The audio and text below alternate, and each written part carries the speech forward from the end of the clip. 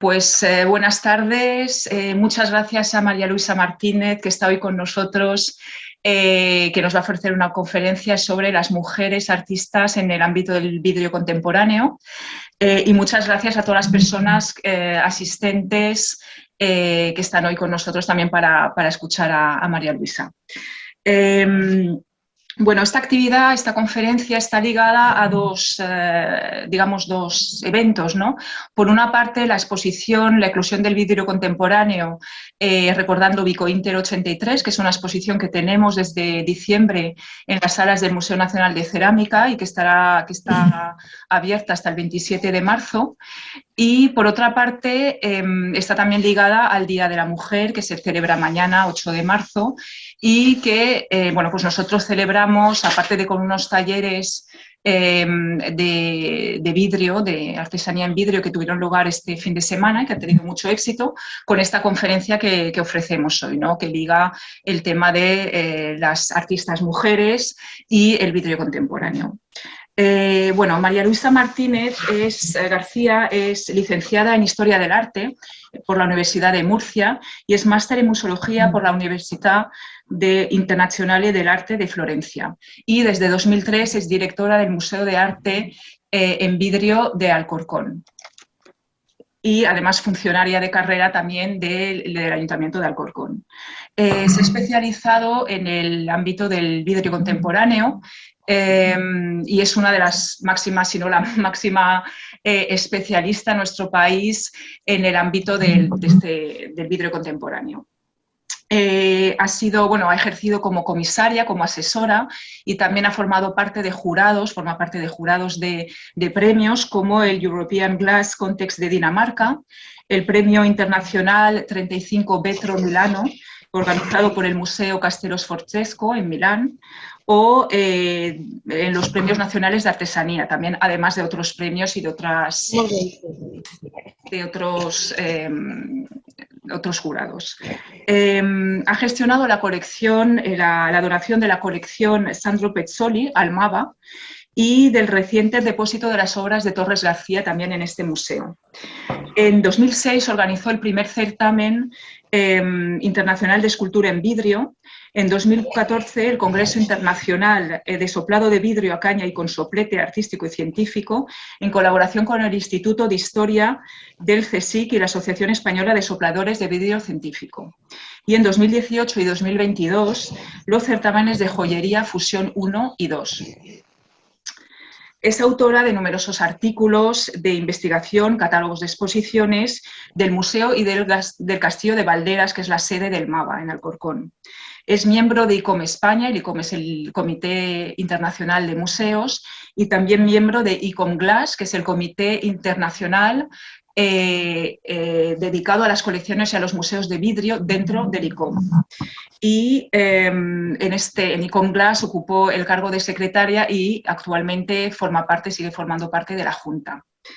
Desde junio de 2021 de jefa de cultura. Oigo un eco. De jefa de servicio de cultura del Ayuntamiento de Alcorcón, al tiempo que continúa en la dirección del MAVA.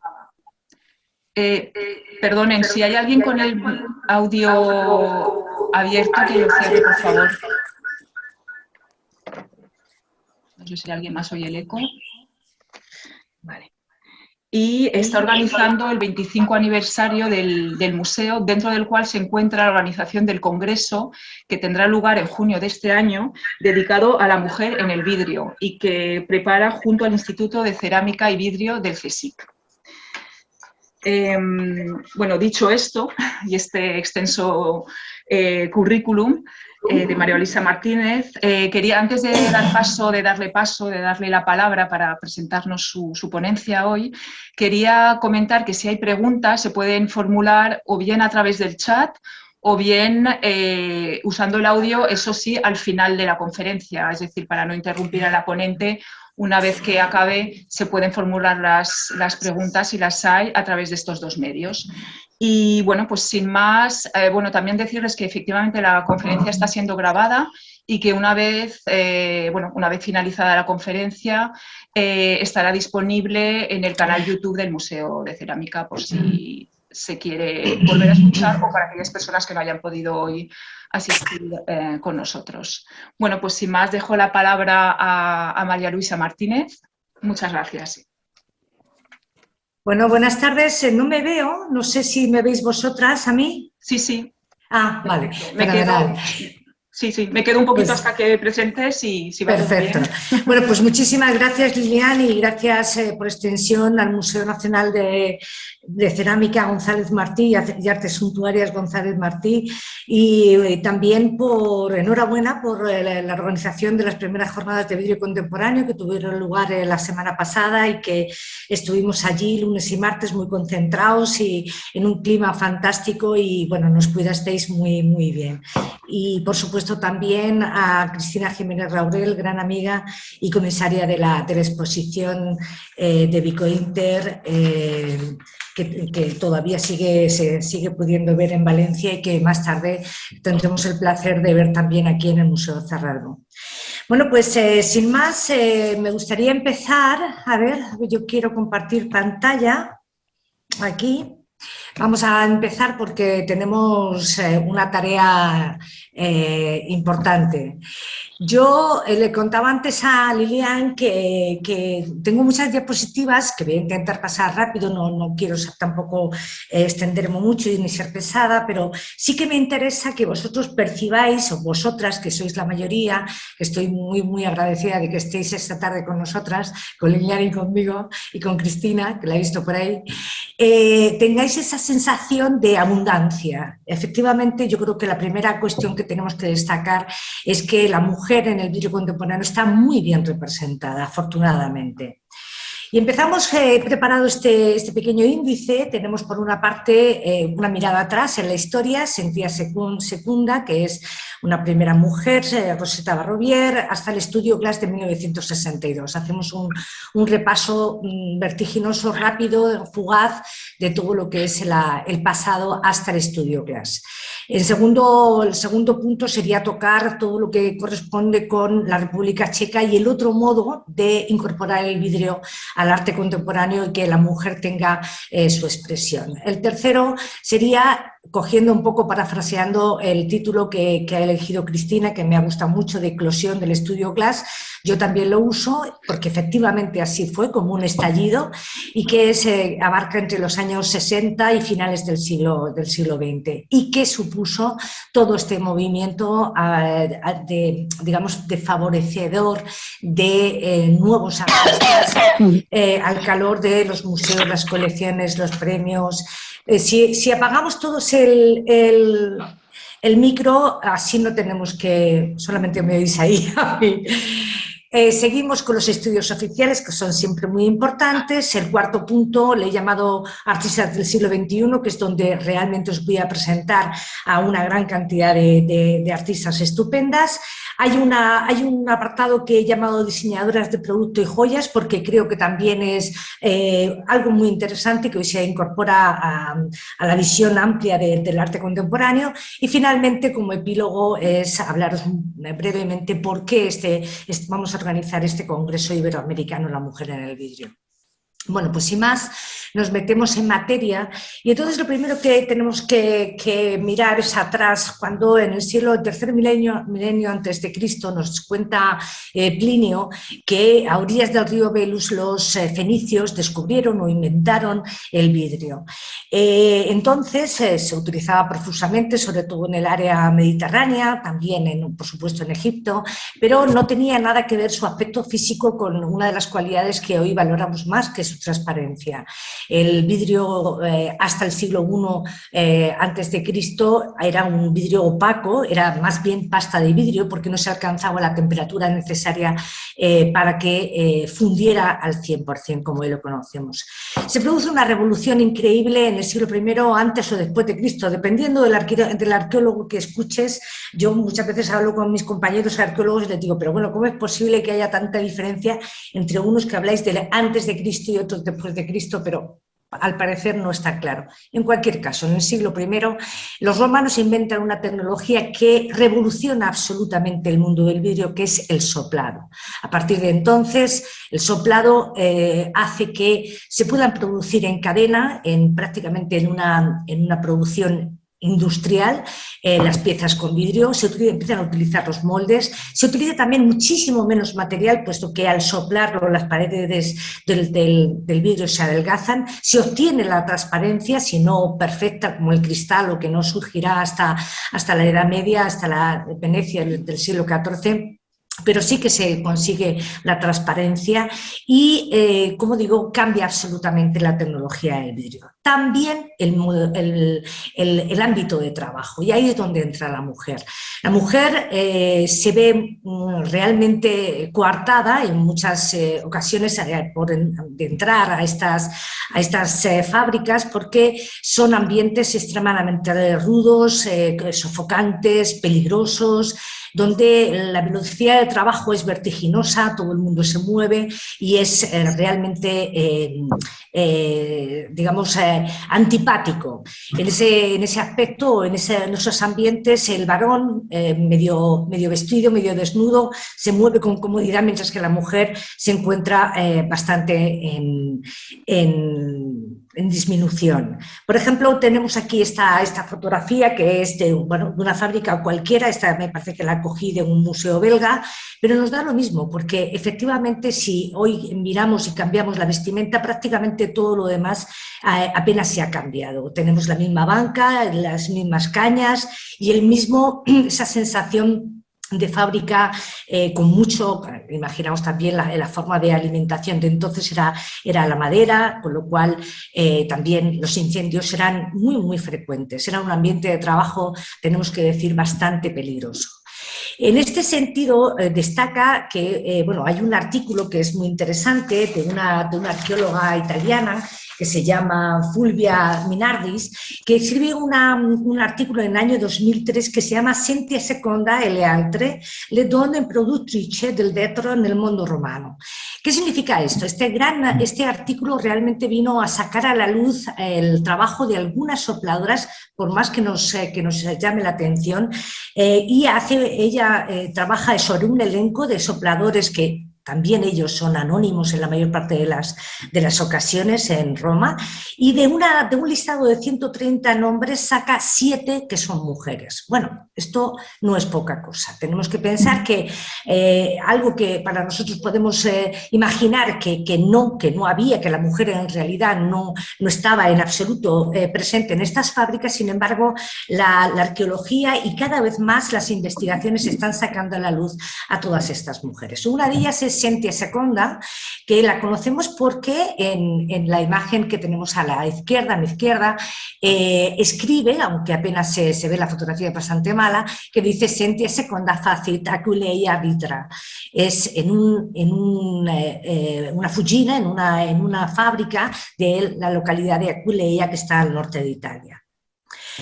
Saltamos un salto y nos metemos en el siglo XV en Murano y vemos a otra mujer, a Marietta Barrovier, que también ha trascendido en la historia porque era hija del famoso Ercole Barrovier, que es uno de las familias míticas de Murano, que hasta hoy en día sigue la marca Barrovier y la familia Barrovier, y es una habilidosa artesana que trasciende también su nombre porque inventa esta perla que le llaman la perla Rosetta, que hoy en día se sigue haciendo. Fijaos que es bastante compleja desde el punto de vista técnico y que se valoraba incluso más que el oro. El papel de la mujer a lo largo de todos estos siglos, excepto estos pequeños pocos nombres que estamos rescatando, básicamente se dedicaba a la venta, como veis en este grabado belga del siglo XVIII, que es también muy, muy bonito, o a ensartar pequeñas perlas en hilos de vidrio en el interior de las casas o en los portales, mientras que se cuidaba a los niños. El salario, por supuesto, era bajísimo, pero ayudaba a completar la economía familiar. En el siglo XIX ya se empiezan a incorporar a las tareas más de trabajo, pero siempre tienen que ver con lo menudo, lo delicado, con la decoración, con la selección, con el empaquetamiento, etc. Y de aquí ya hemos hecho este repaso rápido a la historia del vidrio y nos montamos en el año 1962 cuando se inicia el estudio Glass Movement. Este señor que vemos aquí con la gorra y la barba es Harvey Littleton, que es el ceramista primero y luego vidriero que hace un experimento en los bajos del Toledo Art Museum de Ohio, a partir del cual él lo que realmente prueba es la posibilidad de un horno de pequeñas dimensiones. Expliquemos algo que parece tan banal como se ha convertido en algo absolutamente revolucionario. Si estamos viendo siempre que el vidrio está asociado a instalaciones fabriles de grandes dimensiones, con hornos inmensos, enormes, con muchas bocas, con una necesidad de ser alimentado energéticamente con toneladas de madera, que es necesario que para que aquella gran dispendio energético y de humano y de trabajo sea rentable, es necesario trabajar toneladas de vidrio, con lo cual la producción tiene que ser sin descanso prácticamente y se hacen cientos, miles de piezas al día.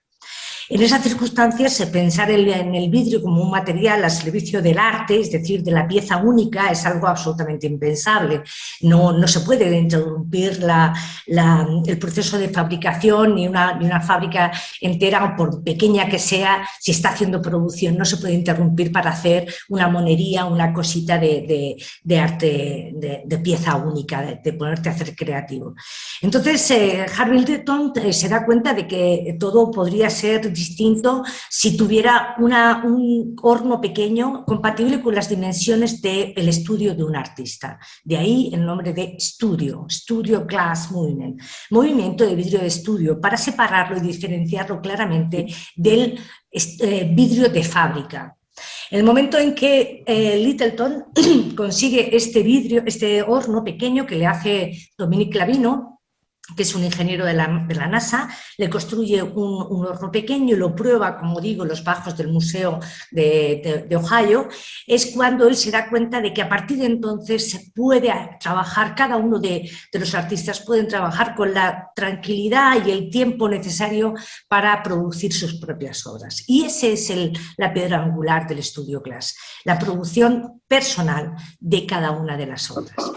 Littleton, además, en eso era muy, muy estricto. En este libro que vemos, Glass Blowing, A Search of Form, de Littleton, ahí es un poco donde él declara, es su Biblia, y donde él habla de lo que para él significa el estudio Glass.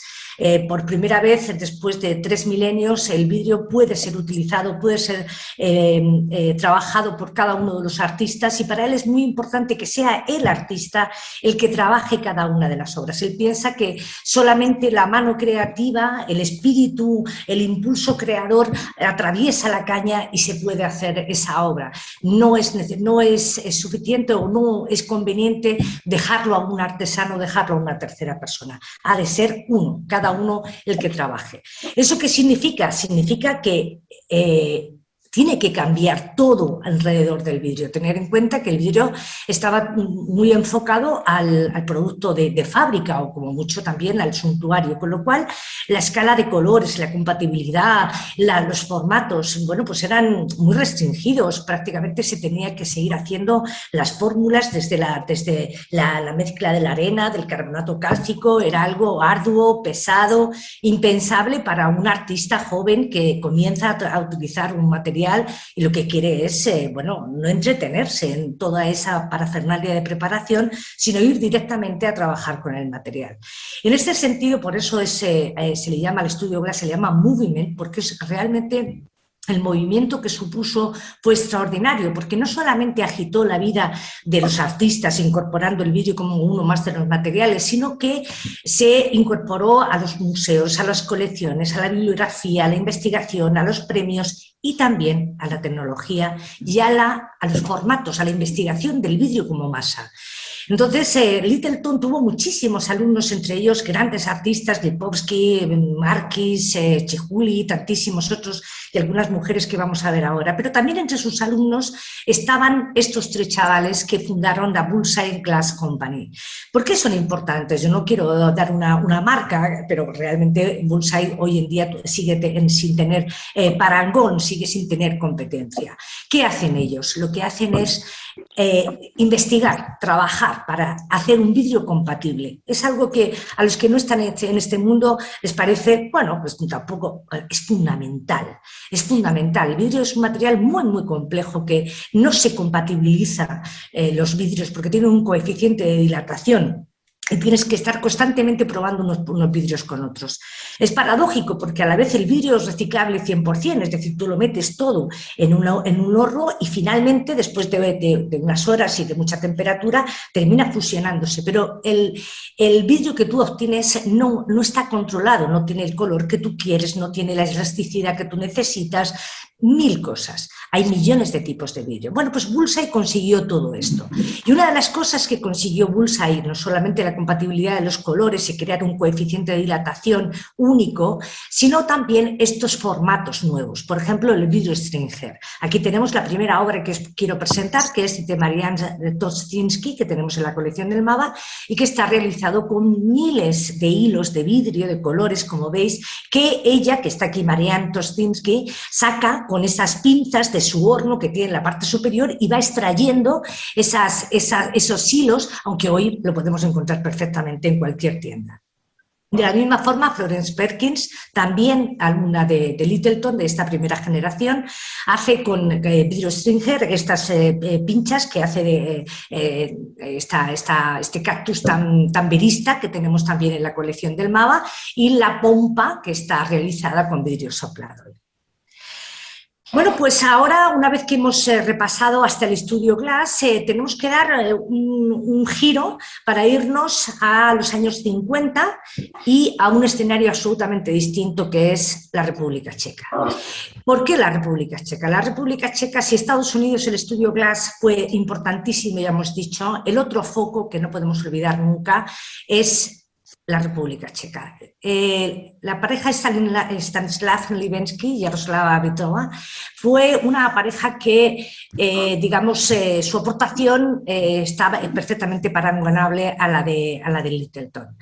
Pero su visión es totalmente distinta. Así como Littleton lo que quería era, ya os comento, sobre todo vidrio soplado, sobre todo que el artista trabaje su propia obra, que conecte, que aprenda técnicas con vidrio, la pareja Libenský-Britova, esa no era su interés. Su interés era crear escultura con vidrio. Y fijaos qué formatos. ¿Por qué creían? Libenský era entonces, cuando va por primera vez a Zelezny Brod, va como director de la Escuela de Enseñanza Media del Vidrio, que ya estaba abierta desde 1860 y pico, va como pintor y va como director. Y allí conoce a Jaroslava Britova, que es la pareja con la que compartirá pues, toda su vida. Ella era la escultora. Inmediatamente hubo una conexión enorme entre ambos y ella ya había empezado a trabajar con moldes. Y él empieza, bueno, se casan, se enamoran, etcétera, y empiezan a trabajar y a firmar todas las obras en conjunto. ¿Cuál es la gran revolución de Libenský-Britova? Precisamente esta, la de el fundido, utilizar el vidrio para fundir grandes piezas de escultura con vidrio. Una de las primeras, en el año, fijaos que en el año 57 es esta cabeza de vidrio fundido. Estamos hablando del año 57, cuando Harvey Littleton despierta en el estudio Glass en el año 62, es decir, ellos se anticipan bastante. Y empiezan a hacer esculturas, como os digo, de gran formato y también de la misma forma que Littleton se dan cuenta de que necesitan tecnología y empiezan a investigar sobre moldes, sobre hornos, sobre fundición, que es bastante complejo, Se alían o trabajan con Lochotski en una localidad de la República Checa, en Liberec, que se llama Pelechov y que hoy sigue siendo el mejor lugar del mundo para fundir vidrio cuando estás hablando de formatos medianos y grandes. Rebeca Huerta, que es una artista estupenda de origen mexicano que vive aquí en Málaga con nosotros, estuvo durante unos 10 años trabajando para Lochotski. Fijaos que la escultura de Rebeca Huerta está totalmente mimetizada con el espíritu checo.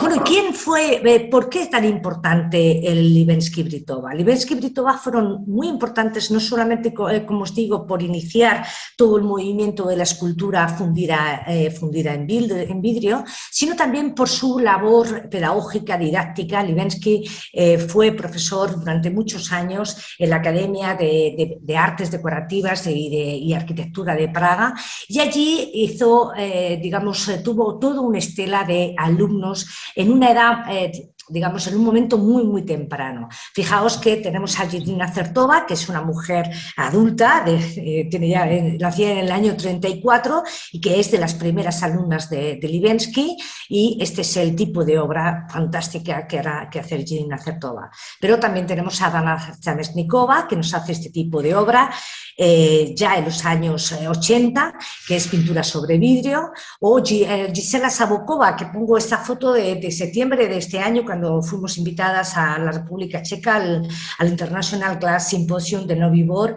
y que todavía la vemos aquí, ella con su pelo cano y coleta, todavía trabajando.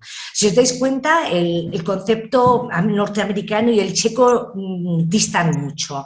En el checo puedes tú hacer la obra o puedes no hacerla. En el Studio Glass, en el purismo del Studio Glass, tú tenías que ser autor de tu propia obra. Seguimos viendo aquí cómo estas grandes instalaciones en Lindava, en la República Checa, que pues continúan y están muy, muy habituados a trabajar con artistas. De la segunda generación de los alumnos de Libenski-Britova tenemos a Stanislava Grebennikova, que también hace obras de gran formato. Como veis, esta es una de las piezas que también tenemos suya en el MAVA. Eva Bikova, por ejemplo, o Kitka Kolbe, que estará con nosotros a finales de año exponiendo en el MAVA. Hay muchísimas. De verdad que me ha costado muchísimo hacer una selección de artistas checas, porque tengo que decir que no las he contado, pero podríamos pensar que perfectamente están en una paridad con respecto al artista varón que se dedica al vidrio. Pasamos ya al tercer punto de nuestra charla, que sería la eclosión del Studio Glass desde los años 60 y 90 del siglo XX y cómo han afectado o cómo se produjo esa expansión tan brutal. Tenemos siempre personajes que marcan de una manera determinante la historia.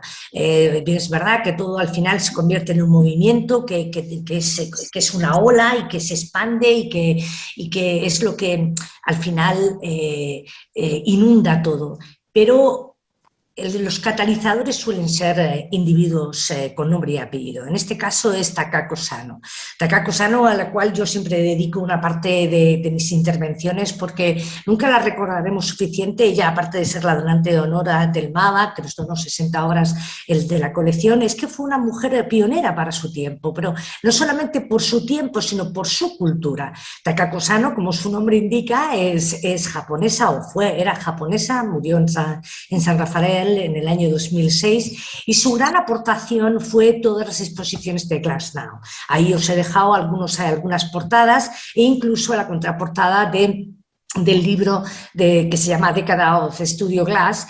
Y lo más importante de Takako fue que en una época tan temprana como 1982, que es cuando se inicia, hace en Japón, que no tenían para nada ninguna tradición con el vidrio y que, bueno, pues lo veían como un producto occidental, poco naturalizado, etcétera, empieza a hacer unas exposiciones itinerantes por 7 ciudades japonesas, el Hokkaido Museum, en el National Art de Kioto, en Tokio, también en Hamamatsu, Nagoya, Osaka, Fukuoka, y Hiroshima. Digamos, cada año, desde 1982 a 1998, es decir, prácticamente casi 20 años, está haciendo estas exposiciones. Pero lo más grande es que Takako Sano no se conformaba con ir a galerías y coger de aquí y de allá piezas para sus exposiciones, no. Ella todos los años viajaba por todo el mundo y es literal desde los países, tener en cuenta que entonces la República Checa y todos estos países estaban bajo el telón de acero. Desgraciadamente ahora tenemos que hacer un recuerdo a Ucrania. En esos momentos era muy complicado viajar, y más una mujer japonesa pequeña que apenas si hablaba el inglés.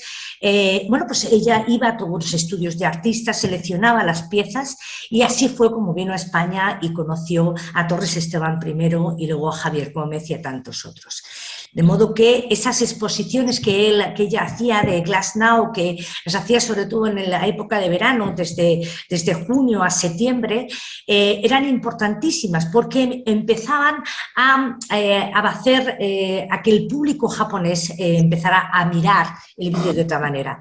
Bueno, tal fue el impacto que hoy en día tenemos uno de los grandes museos de vidrio contemporáneo, que es el Museo de Vidrio de Toyama, que la arquitectura es de Kengo Kuma, es uno de los arquitectos más importantes contemporáneos de Japón. Pero también está, por ejemplo, el Museo de la Escuela de la isla de Miyajima, que también desde muy temprano están haciendo producción de vidrio. Con lo cual, digamos que ella podemos decir que es una mujer que lucha y trabaja y aporta de manera sustancial la incorporación del vidrio en un país tan especial como Japón, y además activa de una forma increíble el mercado y la producción de obras de artistas de todo el mundo que, estimulados por estas exposiciones, cada año producían obras nuevas.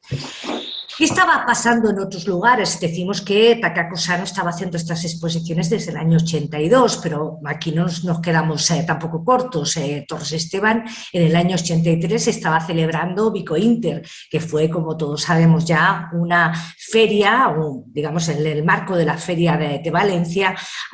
Lo que hizo fue reunir a una enorme cantidad de artistas extranjeros de todas partes del mundo para que hicieran una exposición que sería el germen de la creación de un museo de arte contemporáneo en España, que tendría su sede en Valencia, precisamente en el Museo González Martí de Valencia. Del catálogo que tenemos de los participantes en Vico Inter, vemos que la representación de la mujer no es escasa. Si podemos pensar en aproximadamente en 130 autores, tenemos noticia, Cristina, que 33 eran mujeres, es decir, estamos hablando de un 25%. No podemos olvidar que estamos en el año 82, 83 en este caso, con lo cual yo creo que es un porcentaje bastante digno de representación femenina. Una de ellas, que sigue activa hoy en día y que es una artista fantástica, es la italiana Federica Marangoni. O, por ejemplo, Ulrika Valgen, que también a mí es una artista que me gusta mucho, que cuando yo conocí a Ulrika, yo no la conocía demasiado, pues sabía que era la esposa de Bertil Valgen, que es un gran escultor sueco de vidrio contemporáneo. Y sin embargo, cuando fuimos a Suecia en uno de los viajes de estudio de vidrio del MAVA, nos dimos cuenta de que Ulrika era muchísimo más conocida que Bertil en su ámbito de sueco. Fijaos que tanto como que le encarga la decoración de uno de los aviones de las líneas regulares suecas. Es decir, es una pintora muy, muy reconocida en su país. Otra gran artista que os he traído, que también esa foto la saqué el otro día de la exposición de Valencia, es Katona, que es una artista húngara estupenda. Ahí tenemos una foto de Polo Vereda de una parte de la exposición de Vico Inter.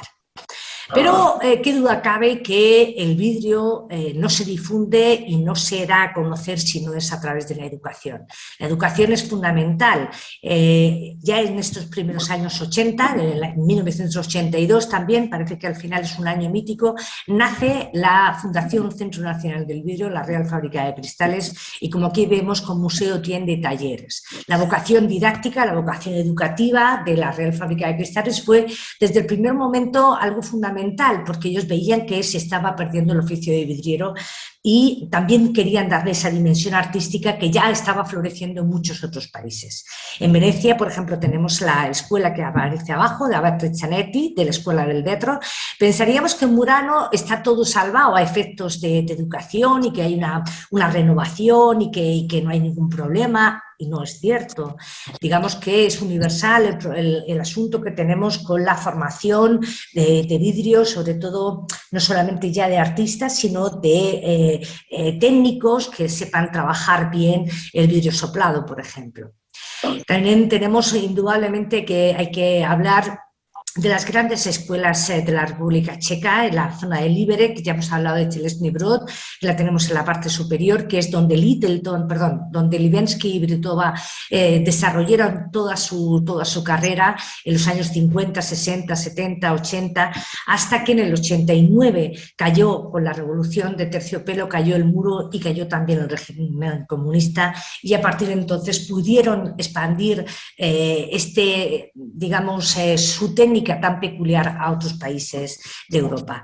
Abajo también tenemos otra de las grandes escuelas de la República Checa, que es la de Nový Bor. Ellos tienen como una especie de rivalidad entre Tělesný Brod y Nový Bor, pero bueno, ambas son fantásticas. Tenemos que hablar que estas son escuelas de enseñanza media. Luego aquellos chavales que han terminado y que quieren continuar sus estudios tienen nada menos que 3 universidades en la República Checa donde pueden estudiar estudios superiores de vidrio. No solamente está la Academia de Arte de Praga, donde daba clases Libenský, sino también la Universidad de Ústí-nad Labem y la de Thomas Bata en Split.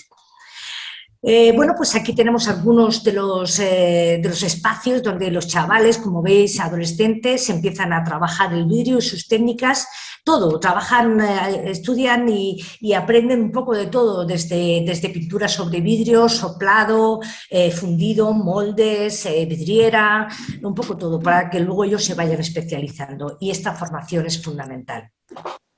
No solamente tenemos en la República Checa, en España, en el Reino Unido, como también hay bastantes escuelas, sino que incluso tenemos, por ejemplo, esta bellísima escuela en Berlín, donde se hacen estudios semi-universitarios, porque en este caso no tienen la categoría de una carrera digamos, académica de vidrio, pero sí que tienen unas instalaciones soberbias que, por supuesto, ayudan y favorecen mucho el uso del vidrio, en el que la mujer se siente, o las mujeres nos sentimos con una plena confianza de incorporarnos a su tecnología. Hay otras instalaciones como el Tirba de Marsella, donde también han contribuido muchísimo a hacer obra de artistas. Y esta es, ya nos incorporamos plenamente a conocer algunas de ellas. Esta, por ejemplo, es Muna Hatun. ¿Qué pasa? Que hoy ya hemos pasado todo lo que es el periodo de la eclosión del estudio Glass y estamos en los primeros años del siglo XXI. Ya no tenemos que seguir con lealtad al estudio Glass de Littleton, en el que nos obligaba a trabajar nuestras propias obras, sino que el vidrio ya se ha convertido en un material al servicio de cualquier artista, mujer, varón, que quiera trabajarlo, sin el impedimento de tener que estudiar o de formarse 10, 15 años, porque es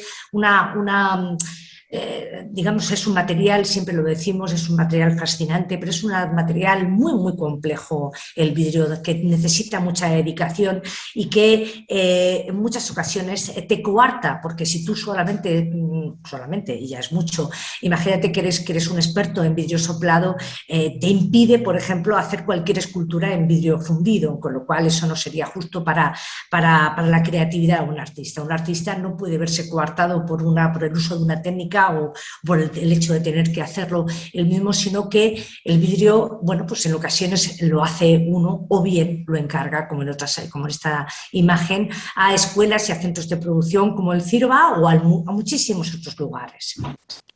Esta es digamos, la entrada de esta posibilidad de que otros te produzcan la obra, es la que hace que grandes nombres, como por ejemplo el de Mona Hatoum, por primera vez, digamos, miren al vidrio como uno más de los materiales que tienen para su expresión.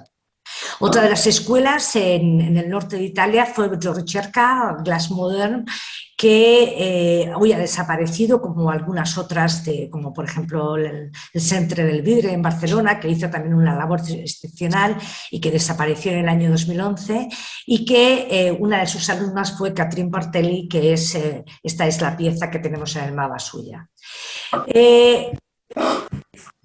Tanto Miriam Di Fiore como la siguiente que vamos a ver, que es Silvia Levenson, fueron profesoras y fundadoras de Vetro Ricerca. Cuando muere o cuando se cierra Vetro Ricerca, ellas no dejan de ser maestras, profesoras de otras personas, de otros artistas, artesanos, joyeros, cualquiera que quiera, que para lo que quieran dedicar su obra, no dejan de hacer la tarea de formación. Esta es una peculiaridad también que se da mucho en el vidrio contemporáneo. Muchas mujeres, sobre todo mujeres, enseñan a otras.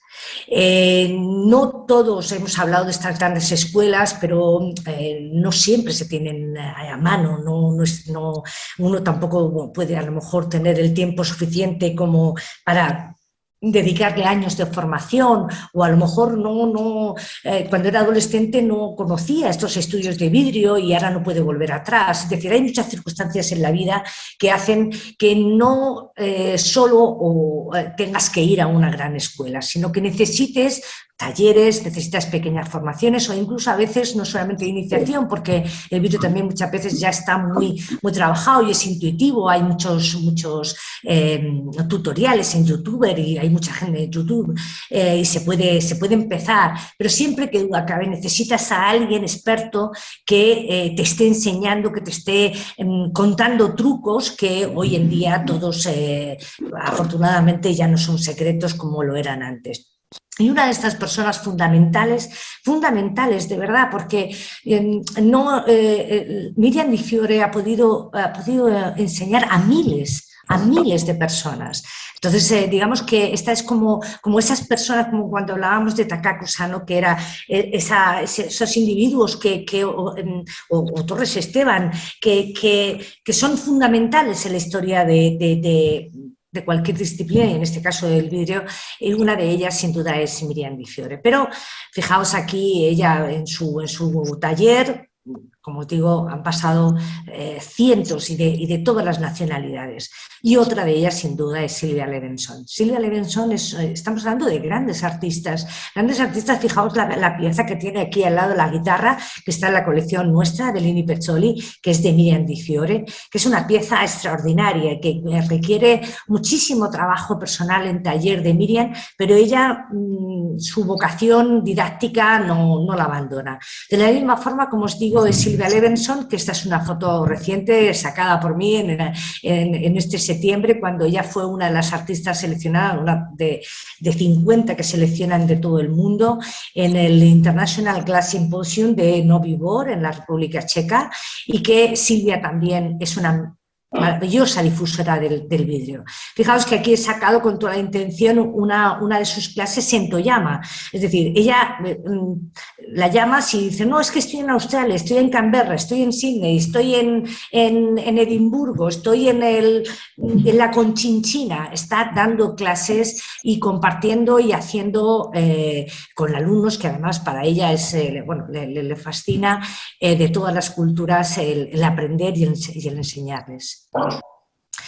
De duda cabe que el estímulo de los premios también son fundamentales para activar el mercado y activar la producción de obra. Hay premios, por ejemplo, el European Glass Contest, que se hace en Bornholm, en Dinamarca, cada 4 años, y que para el que seleccioné a esta pareja de artistas catalanes, Meritxell Tembleque y Joaquín Falcó. Fijaos que también lo he puesto con toda la intención, porque en el vidrio se da otra característica también muy singular, y es que hay muchas parejas que firman sus obras juntas. Yo no sé si en otras disciplinas es también tan común, pero en el vidrio no, tal vez es porque es un trabajo arduo, es un trabajo que requiere mucho expertise, de muchas técnicas de combinación de muchas de ellas, cada uno se especializa en una cosa y al final, pues estos son la pareja Divensky-Britova catalana. Por ejemplo, tenemos esta pieza de la colección del MAVA, la de la izquierda, que es Parte de la nada, que es una de las piezas más bonitas que tenemos, que es de Meritxell Tembleque y Joaquín Falco, y esta otra pieza seleccionada para el premio de Kanazawa de 2007. Y entramos ya de lleno en las artistas del siglo XXI. Cuando en el año 2018 nosotros abrimos esta sala en el MAVA que llamamos Rompiendo el techo de cristal, además recuerdo perfectamente que yo tenía muchas ganas, bueno, teníamos aquí un antiguo taller, queríamos hacer una remodelación, me dijeron, venga, pues vamos a abrir una sala nueva, etcétera, y le dije a mi concejal, sí, con una condición, ¿me dejas libertad total? Y dice, venga, ¿qué quieres hacer? Y se pone muy nervioso y digo, quiero abrir una sala solamente de mujeres artistas. Y entonces se queda así y dice, bueno, venga, pues a ver qué pasa. Pero una de las condiciones es que no íbamos a comprar obra. ¿Qué significaba eso? Lo que nosotros hicimos fue crear una sala temática. Nosotros cogimos de toda la obra que teníamos en el MAVA, extrajimos, yo hice un listado, empecé a mirar y quería encontrar ese nexo, ese discurso que pudiera componer y dar sentido a una sala, no solamente por el mero hecho de que sus autoras fueran mujeres, sino porque, digamos, el museo tiene también como misión el lanzar preguntas, que nos preguntábamos muchas cosas. Es un momento, todos sabemos que con el movimiento Me Too y con todo el movimiento feminista y también con asociaciones como MAP, Mujeres en las Artes Visuales, el Observatorio Feminista de los Museos, digamos que el feminismo ha entrado en los museos de una manera increíble y nos estamos preguntando muchas cosas. Somos muchas las directoras de museos, pero sabemos también que los grandes museos todavía están dirigidos por varones, sabemos que los museos adquieren obra de mujer, pero siempre con un presupuesto inferior. Bueno, tenemos todavía una serie de cuestiones que nos interesa ir desarrollando y poner en evidencia. Y una de las razones para crear esta sala era precisamente eso, hacernos todas esas preguntas. Y nos dimos cuenta, en primer lugar, de que en la colección del MAVA, sin quererlo, había bastante paridad en cuanto a obras firmadas por mujeres artistas y por varones, con lo cual ya eso nos llenó de satisfacción, porque efectivamente de manera natural vimos que la mujer estaba incorporada plena y absolutamente al mundo o al uso del vidrio en su obra. En segundo lugar, también nos queríamos preguntar si cuando el visitante entrara había un sesgo femenino o un sesgo de género en las obras. Y vosotros vais a ver que efectivamente no es así. Pero le llamamos Rompiendo el techo de cristal.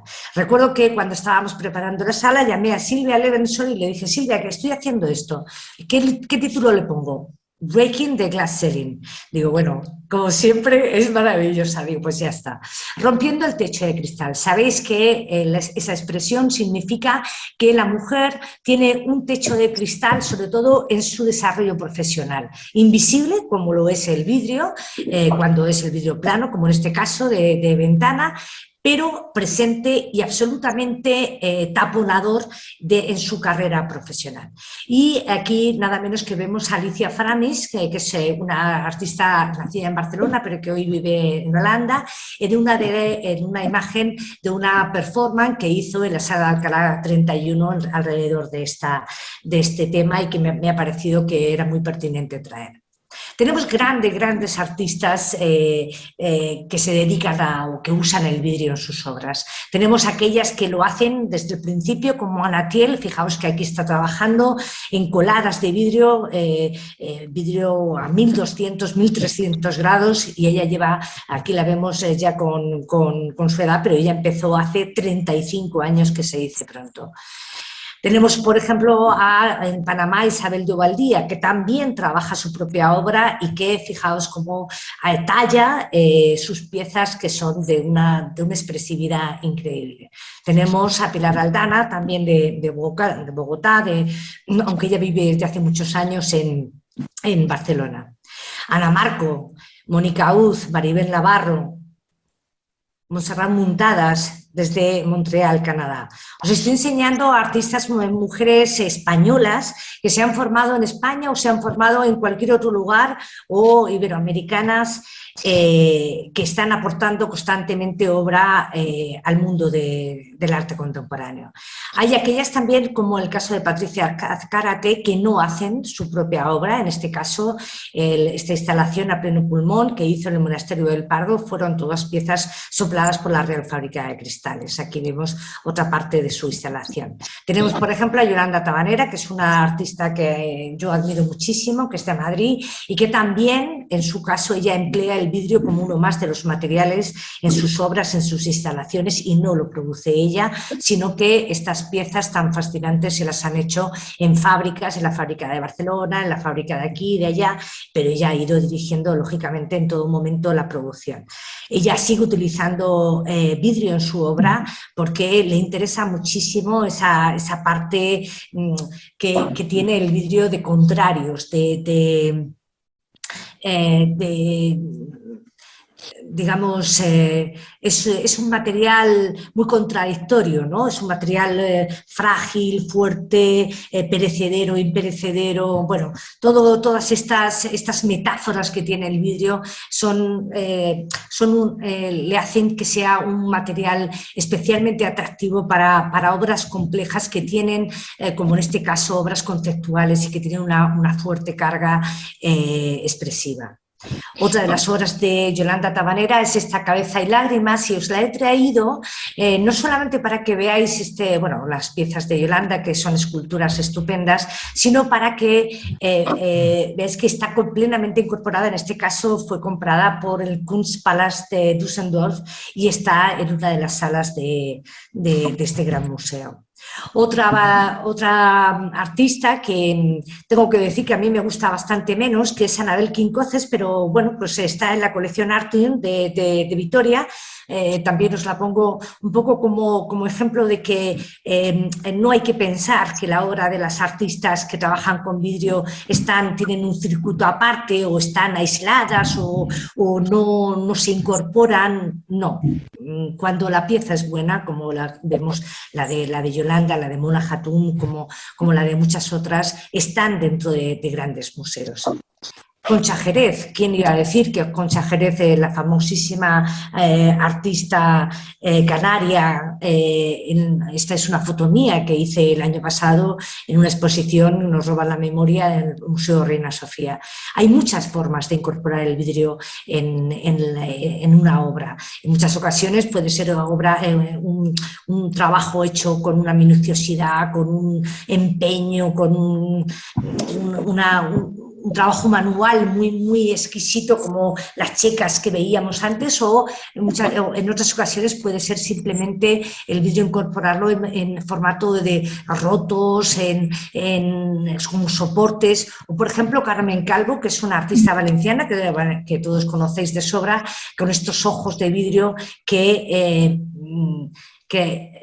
en sus obras que tienen una fuerza increíble, o esta pieza que también nos enseñó Alfonso de la Torre en la conferencia que nos dio, porque Alfonso conoce muy bien y ha comisariado muchas veces a Carmen Calvo en sus grandes exposiciones, y en este caso son fragmentos de botellas de vidrio. Hay muchas formas cuando uno piensa en el arte contemporáneo en vidrio, no tiene que pensar solo en esa obra fantástica soplada o fundida, no, puede pensar, digamos, abramos la mente, ¿no? Abramos la idea de hecho, es curioso porque una de las investigaciones que hice una consulta a todos los museos de arte contemporáneo de España y les preguntaba, les pedía que por favor me dieran obras que tuvieran en sus colecciones que fueran hechas con vidrio. Y la mayor parte de ellos al principio me decían, no, nosotros no tenemos nada. E investigando luego yo digo, pero ¿cómo que no? Tienes esta, tienes la otra. No, bueno, es que tal. Entonces el vidrio está hasta cuando pensamos que no está. El vidrio está presente. Por ejemplo, tenemos esta pieza de Marina Rosen que está en el Museo de Santa Cruz de Toledo, la colección Polo, que es la Virgen de los Desamparados. Y tenemos también piezas que nosotros, bueno, que también hay que poner un poco de publicidad para casa. Desde el MABA, nosotros una de nuestras misiones es precisamente al darnos cuenta de que el vidrio es un material, digamos, que requiere de unas instalaciones, requiere de un conocimiento, de un expertise, etcétera. Pues en la medida que nosotros podemos, que tenemos un pequeño taller con hornos, con alguna maquinaria, etcétera, y sobre todo tenemos personas que lo saben manejar, como la jefe de taller, que es Susi García Tobías, que es una trabajadora increíble, que hace fantásticas piezas para artistas, o por ejemplo antes teníamos también a David. Hemos podido realizar muchas exposiciones en producción, pero no lo hemos hecho solamente por el hecho de aprender, de trabajar directamente con los artistas, que siempre es muy interesante. Yo creo que es una de las misiones que tenemos el arte contemporáneo. No solamente escoger artistas y exponerlos, sino implicarnos, embarrarnos desde el primer momento del proceso creativo con ellos. Y en esta ocasión lo proponíamos en nuestros talleres para aquellos artistas de la fotografía, del multimedia, de la instalación, de la escultura, de la cerámica, se pusieran a pensar en vidrio. En este caso, por ejemplo, tenemos aquí a Ángeles San José en nuestro taller realizando esta pieza increíble que luego llevó a Arco y que fue muy valorada. O, por ejemplo, Ukalele, que es Premio Nacional de Fotografía y que nos pidió que quería hacer una pieza pero soplada, y tuvimos la colaboración del maestro soplador, de Diego, en La Granja, que ella muy atenta a la producción, pero fue Diego el que lógicamente le hacía la obra. Este es el resultado de la pieza que se llama Diego Sábrevas. En otras ocasiones, cuando invitamos a artistas que nunca han trabajado con vidrio a que se aproximen a este material, les fascina de una manera tal que como ocurrió con Esther Pizarro, que es una artista fantástica. Ella es profesora además también de Bellas Artes, ahora catedrática en la Europea. Se compró luego todo un laboratorio y todo un taller de vidrio soplete para enseñarle a sus alumnos. Es decir, este es el tipo de cosas que nosotros entendemos que es una cadena sin fin donde todos tenemos que contribuir y participar para la difusión del vidrio. Aquí está con Emilio Elvira, que es el soplador del laboratorio científico de la UCM, de la Universidad Complutense de Madrid, y él está en el laboratorio, bueno, en la producción de vidrio del laboratorio de los departamentos de matemáticas, de química, de farmacia, etcétera. Es un magnífico soplador y presidente de la Asociación de Sopladores de España, y le está enseñando a Esther. Esther no quería que nadie le hiciera las piezas, ella quería hacerlas y estuvo todo el verano ahí en el MABA produciendo sus obras, y aquí tenéis la pieza de Esther. Es una pieza fantástica que ella luego, bueno, pues ha seguido trabajando mucho con vidrio. En esta ocasión, ahora, en la mañana, inauguramos una exposición también en producción, en esta ocasión con Ana de Matos. Ana de Matos es una artista feminista gallega, pero que vive en Barcelona, y ha trabajado con nosotros prácticamente 2 años. Nosotros no tenemos el taller ni las instalaciones que tiene la Real Fábrica de Cristales, ni mucho menos. Tenemos un taller, bueno, que está bien equipado, con hornos, tenemos no de soplado, sí de fundido, con lijadora, con cortadora, con grabadora, con posibilidad de hacer todos estos moldes. Tenemos a Susi, que es nuestro mayor capital, y por eso nos atrevemos a invitar a artistas a que produzcan con nosotros sus exposiciones. Con Ana nos ha costado 2 años de producción, pero mañana vamos a ver el resultado, y es os convocamos a que sigáis en su inauguración, que se llama y ha titulado Autorretratos Armas. Tenemos muchas artistas. Por ejemplo, también os he traído a Ana Talens, que ella es nacida en Valencia, aunque vive en Berlín, y que sin tener ni idea de vidrio ni nada, ni en estar en los circuitos para nosotros conocidos, un día me la encontré en un arco y quise conocerla y la llevé a una exposición que hice en Cartagena. Tamara Arroyo es otra de las artistas, digamos, instaladoras, pintoras, que hace también arte urbano, que se expresa de muchas formas con una enorme cantidad de materiales y que también invitamos a hacer obra en producción, con la suerte de que además luego fue adquirida por la colección de KV y luego obtuvo un premio.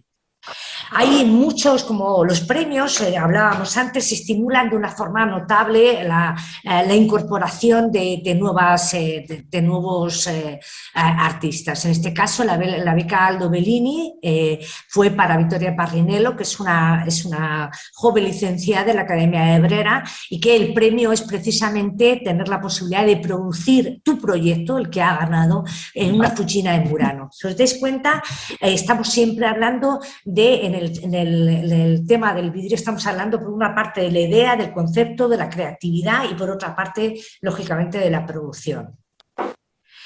Otra de las artistas interesantes, jóvenes, es Hanna Moglowski de Alemania, que fue la que ganó la última edición del Meno 35 de Vetro Milano, que el jueves, pasado mañana, tenemos la inauguración en el Castello Sforzesco.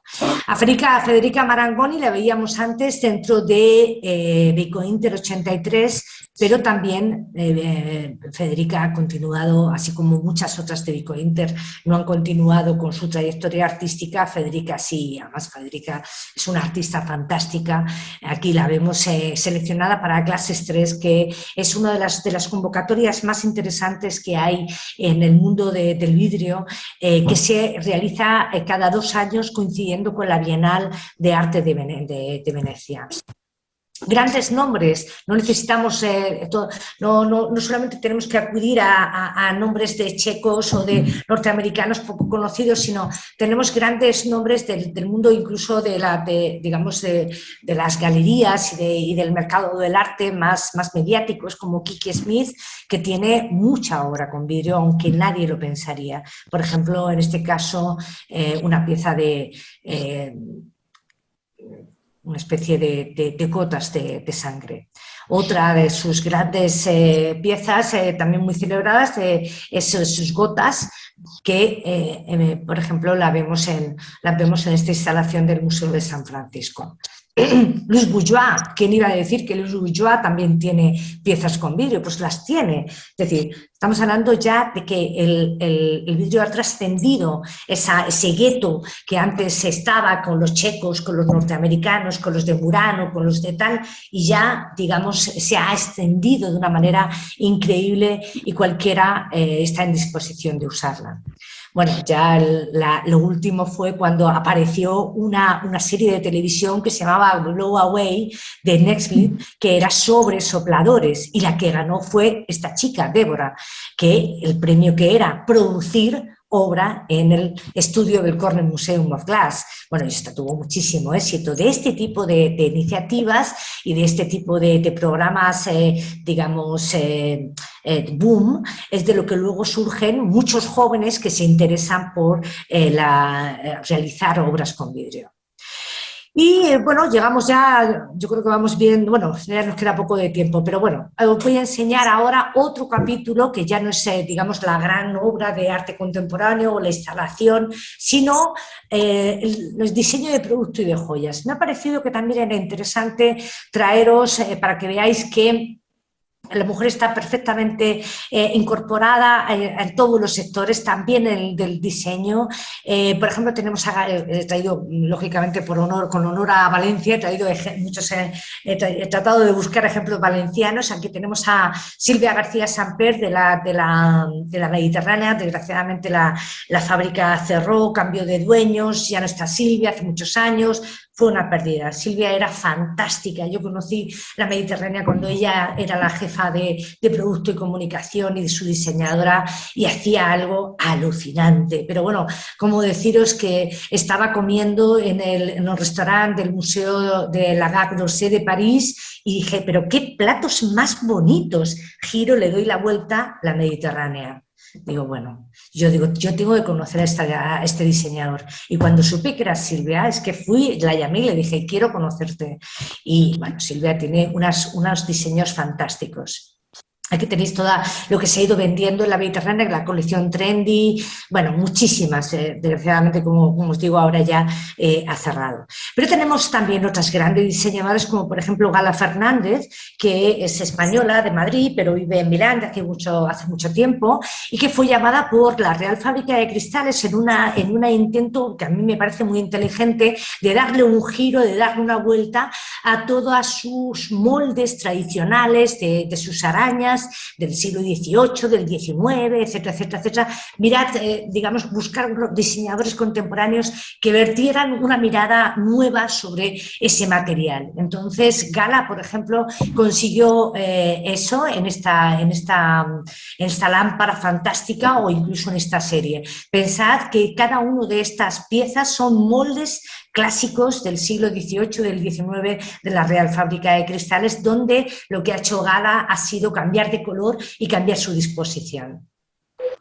O, por ejemplo, Patricia Urquiola, que es una gran arquitecta nacida en Oviedo, pero que vive también en Milán y que fue seleccionada para Glass 3 en 2013 y que ella también tiene mucho obra con vidrio y vidrio de producto. Nada menos que Patricia Urquiola es la autora de Caboche, que es una de las lámparas más celebradas de Foscarini. Y fijaos que también hace piezas fantásticas con vidrio. O incluso la gran Gaolenti, la gran arquitecta Gaolenti. En Italia es raro el artista, el diseñador, incluso el modisto, que no pasa por Murano a hacer obra con vidrio. En este caso, estas piezas hechas para la Benini, que es una marca estupenda que sigue produciendo series, pero series limitadas de vidrio. Hubo María Grazia Rosin, que es una artista italiana de Cortina d'Ampezzo, que hace también una serie, ella es una escultora, de hecho tenemos una pieza suya en el MABA, pero también tiene una serie de lámparas de diseño de iluminación que es increíble. Dentro del mundo de la joyería también tenemos piezas, pensemos que la joyería creativa, y nosotros, antes te lo ha dicho Lilian en mi presentación, nosotros también estamos atendiendo ahora mucho, pensando en que la escultura o la joyería creativa con vidrio puede convertirse en una microescultura para llevar encima. Es lo que vestimos y lo que nos ponemos nos habla de nosotros, y qué duda cabe que el vidrio es un material que se presta mucho a esta construcción y a esta microescultura que nosotros queremos llevar. Y por eso incentivamos a través de estas convocatorias, que en realidad no son premios, lo que premiamos es la selección y la exposición, pero yo creo que también estimulamos mucho este mercado. Tenemos a Rosa Méndez, que es la autora de la pieza del collar de la izquierda. Tengo que decir que Rosa Méndez, sus joyas las he visto en el Museo Vetraio de Murano o las puedes encontrar en el Met. Es decir, las joyas con vidrio de Rosa Méndez las puedes ver también en el Louvre, es decir, en la tienda, no en el museo.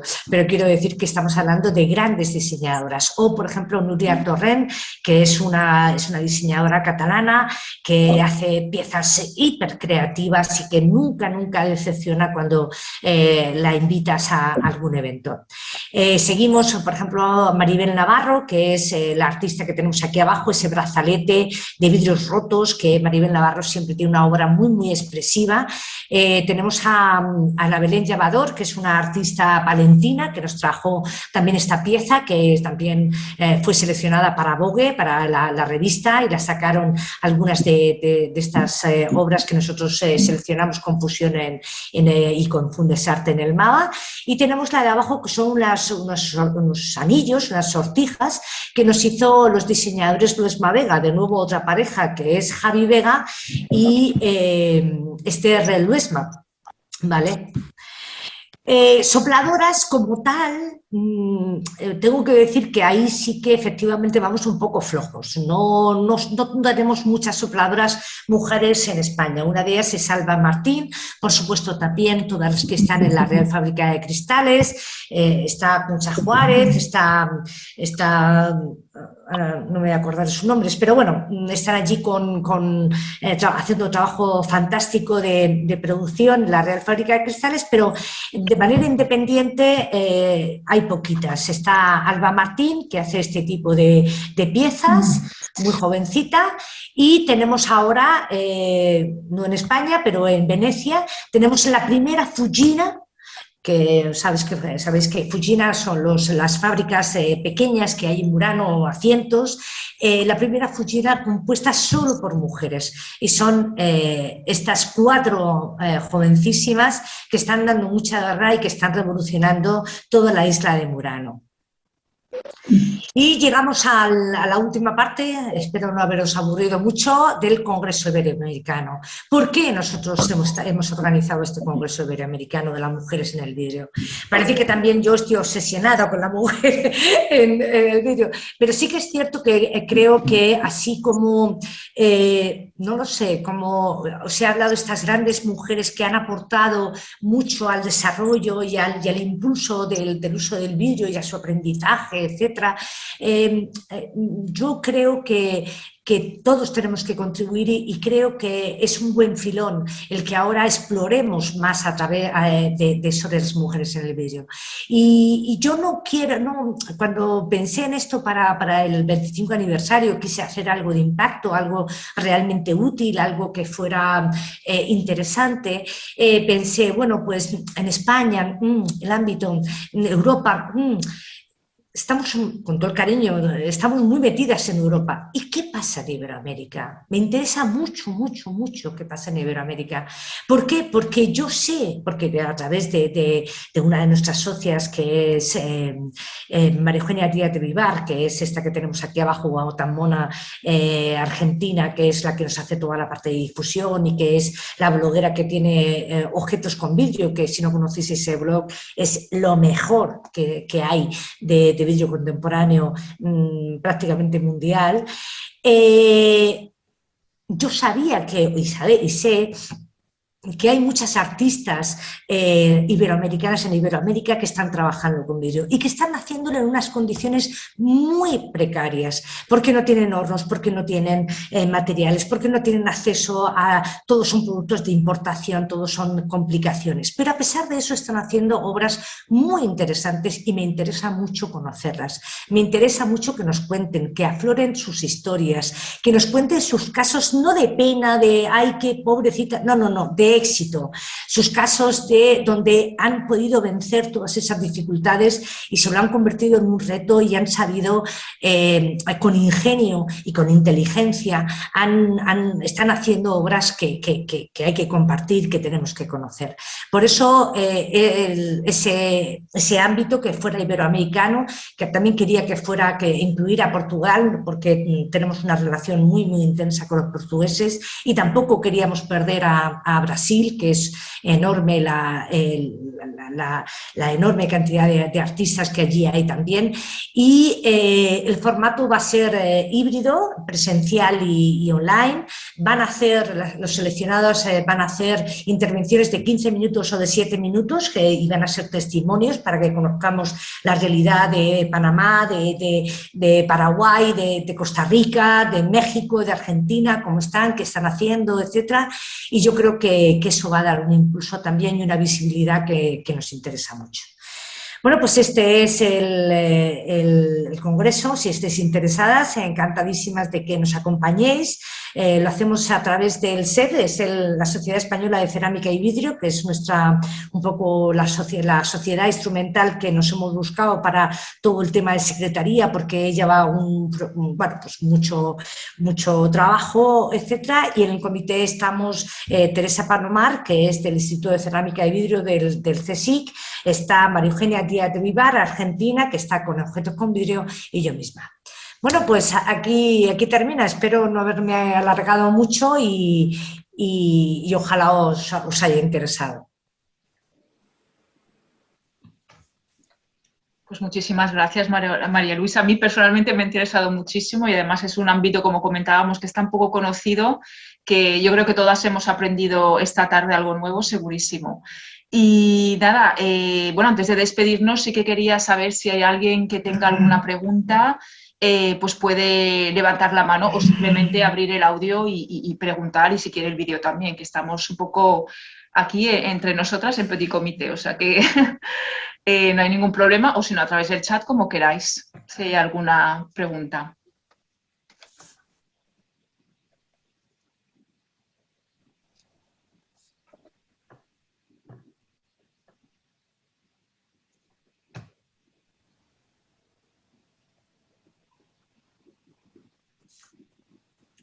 Bueno, en el chat... sí, Marcela dice pregunta. Si quieres abrir el audio, Marcela, y preguntar, no hay ningún problema.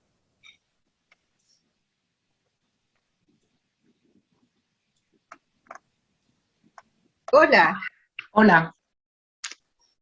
Buenas tardes. Hola. Sí, yo tengo una pregunta. En cuanto a la educación y a la pedagogía, que era uno de los énfasis que esta conferencia tuvo, si se puede decir, ¿cuál es el porcentaje o en qué medida yo tengo que combinar el estudio científico y el artístico al aprender sobre vidrio? ¿Es más importante, por ejemplo, lo que es arte, mucho más, o la parte científica, esta industrial, un poco, si se puede decir? Porque el vidrio, tal como se decía, es un material bastante misterioso. A veces, o sea, uno no sabe qué sorpresa va a dar. Esa es mi pregunta. Gracias, Marcela. Pues esa es una gran pregunta porque precisamente es un poco lo que los históricos del arte nos hacíamos cuando en el tránsito del siglo XX al XXI, digamos, cuando ya el estudio Glass llevaba pues de andadura unos 30 años y entrábamos y sentíamos todos que entrábamos en una nueva fase. Te voy a responder. La respuesta es lo que tú quieras. Es decir, ¿qué quieres tú como artista? ¿Tú quieres trabajar el material? Es decir, ¿tú quieres que tu expresividad transmitirla a través del objeto final?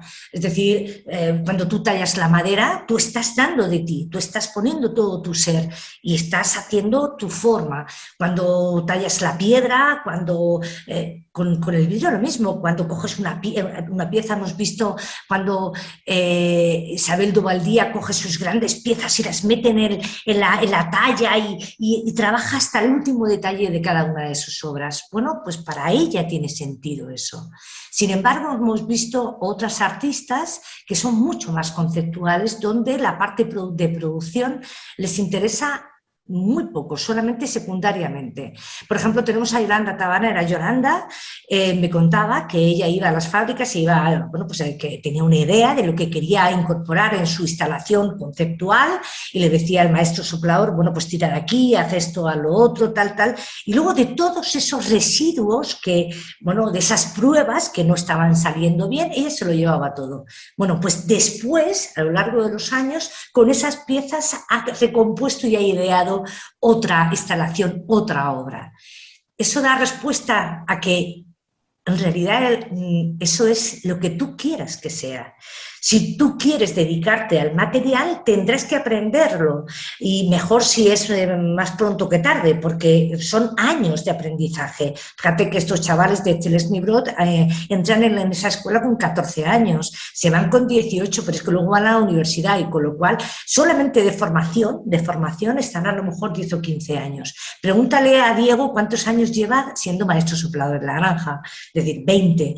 Estamos hablando de un material muy complicado y que, por otra parte, es pura química, es pura química. Su comportamiento, claro que tú tienes que conocerlo, si te interesa esa faceta, si te interesa el vidrio como material. Ahora, si te interesa el vidrio en sus cualidades metafóricas y en tanto que te pueden servir para tu composición de una instalación creativa, etcétera, etcétera, a lo mejor esto otro que estamos hablando no te interesa para nada, me pasas de puntillas sobre eso, ¿de acuerdo? Entonces la respuesta sería según lo que tú quieras. Perfecto. Muy clarísima la respuesta. Muchísimas gracias. Yo les mando saludos desde Santiago de Chile y un feliz Día de la Mujer. Gracias, también para ti.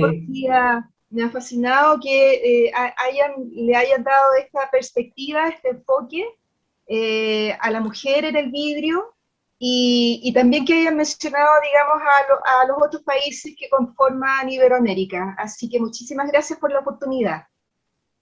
Gracias a ti. Muchas gracias, qué bien que nos estén siguiendo desde otros países, es buena señal. No sé si hay alguna otra pregunta. Bueno, en el chat creo que no. Son felicitaciones todo, María Luisa, lo que tenemos. La gente muy interesada, encantada. A ver, por ahora no hay otras preguntas. ¿Dónde aprender? Ah, sí, es una pregunta, ¿no? Pamela, bueno, la conoces, ¿no? ¿Dónde aprender sobre vídeo en España, además de en La Granja, y qué niveles hay? Pregunta Pamela. Pues a ver, es complicado. En España es muy complicado aprender. Prácticamente yo casi te recomendaría que si eres joven y te apetece viajes a la República Checa, viajes a Francia, al norte de Francia, que hay escuelas estupendas, o viajes a Estados Unidos o al Reino Unido. En España, la Real Fábrica de Cristales tiene un ciclo formativo dentro, además del Fondo Social Europeo, con lo cual están muy orientados a la parte de mecánica y de trabajador dentro de una fábrica, etcétera, que es muy interesante, pero sí, Pame se refiere a la parte de, digamos, creativa y como artista, etcétera, salvo cursos puntuales que afortunadamente la Real Fábrica de Cristales va a retomar, que son las residencias de artistas y los cursos que suelen durar una semana aproximadamente, donde invitan a un gran artista que enseña su técnica. Salvo eso, bueno, sé que hay una escuela de vitrales en León, donde ha estudiado Ana Belén Llavador. Sé que hay algún estudio en alguna aislado, en alguna, por ejemplo, en la Escuela de Arte de La Palma, aquí en Madrid, hay un módulo que es de vidrio y de vidrieras y de muro, lo que ellos llaman muro, que es la incorporación de vidrio tipo ladrillo tosco dentro del cemento, etcétera. Bueno, hay alguna cosilla, pero desafortunadamente no tenemos un gran centro formativo y en la universidad se estudia de una manera muy, muy sesgada. Por ejemplo, han venido estudiantes de Bellas Artes de la Universidad Complutense o de la Rey Juan Carlos en varias ocasiones a hacer cursos en el MABA con escultores que nosotros lo hemos preparado, etcétera. O antes os comentaba la Universidad Europea de la mano de Esther Pizarro, que ha montado un taller, pero porque a ella le encanta y también a sus alumnos les está introduciendo el vidrio. Pero tengo que decir que el panorama es un poco pobre a esos efectos.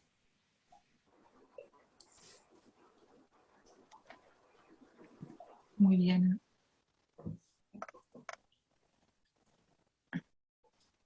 Trinidad, ¿no serás tú la profesora de la Rey Juan Carlos?